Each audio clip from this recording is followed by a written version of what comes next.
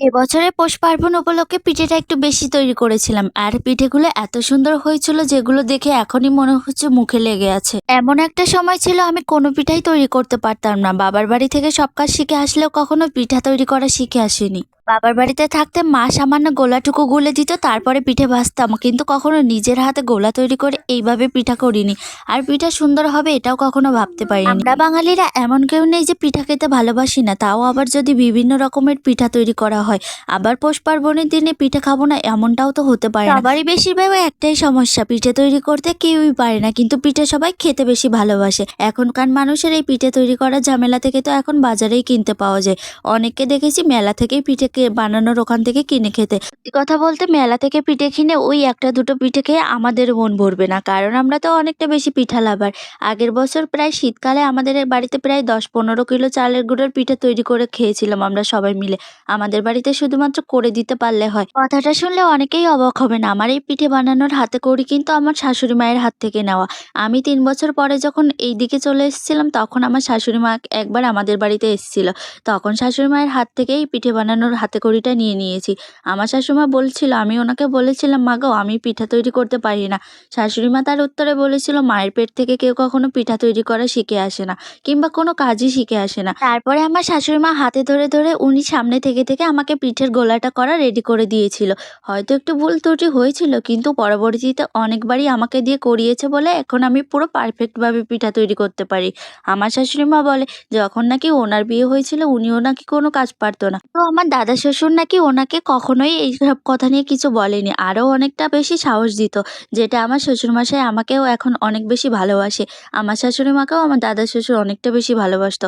আমি বিয়ে করে এই বাড়িতে আসার পর থেকে আমার দাদা শ্বশুরকে দেখতে পাইনি, কিন্তু আমার দিদি শাশুড়ি মা এখনো পর্যন্ত বেঁচে আছে। আমার শাশুড়ি মা তো এখনো বলে, জানো বৌমা, আমাদের যখন পিঠা তৈরি করতাম তখন এই ছোট ছোট পিঠার ছাঁচ ছিল না।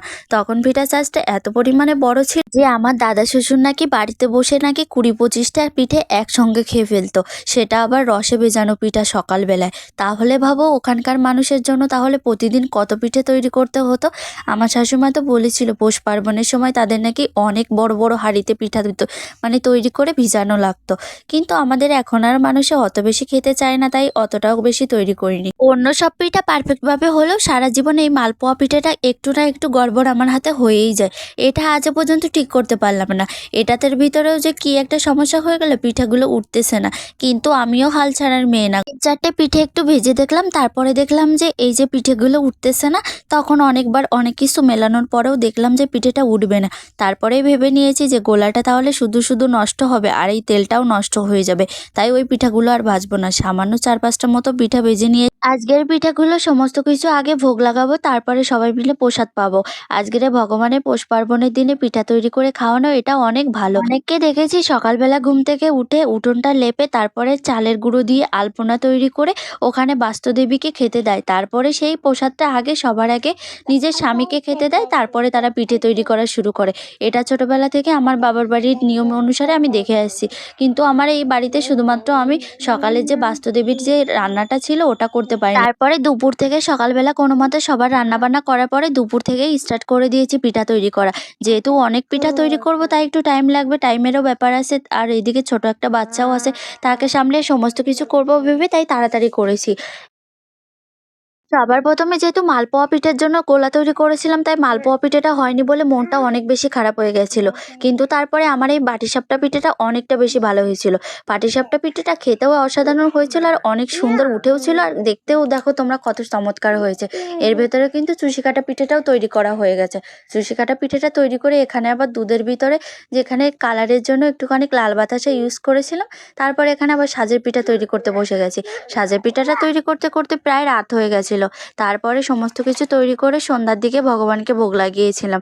আমাদের এইদিকে বেশিরভাগ মানুষে পিঠা তৈরি করতে পারে না, তাই সামান্য করে প্রসাদ হিসাবে সবাইকে দিয়েছিলাম, তাই সবাই একটু একটু করে অন্তত পিঠা তো মুখে দিতে পেরেছিল। এই দিন বাবার বাড়িতে থাকলে অনেক বেশি মজা হতো, কারণ ওখানে তো এইসব পিঠাপুলির দিনে তো বেশি মজা হয়।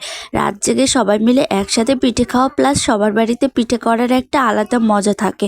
ওই আনন্দগুলো এখন বড্ড বেশি মিস করি। এখানে চার দেওয়ালের ইটের ঘরের ভিতর ভিতরে মানুষের মনে শুধু হিংসা ছাড়া কিছুই নেই, কিন্তু গ্রামের দিকে এইসব দিনে মানুষ অনেক বেশি মজা করে। আর সকালবেলা ঘুম থেকে উঠে সবাই পিঠা তৈরি করার জন্য ঢেঁকিতে চাল কুটে তারপরে সেই ঢেঁকির চালের পিঠা করে। আমি সমস্ত পিঠাগুলো মেশিনের চালের তৈরি পিঠা করেছিলাম, আর এই পিঠাগুলো সাথে সাথেই নরম হয়ে যায়, বেশি একটা শক্ত হয় না। কিন্তু এই পিঠাগুলো ভিজানোর জন্য পুরো ঠিক আছে। দেখতে পাচ্ছ কত সুন্দর উঠেছে, কিন্তু এই পিঠাগুলো একটু পরেই এত পরিমাণ নরম হয়ে যাবে যে আর কখনো খেতে ভালো লাগবে না, তাই সব ভিজিয়ে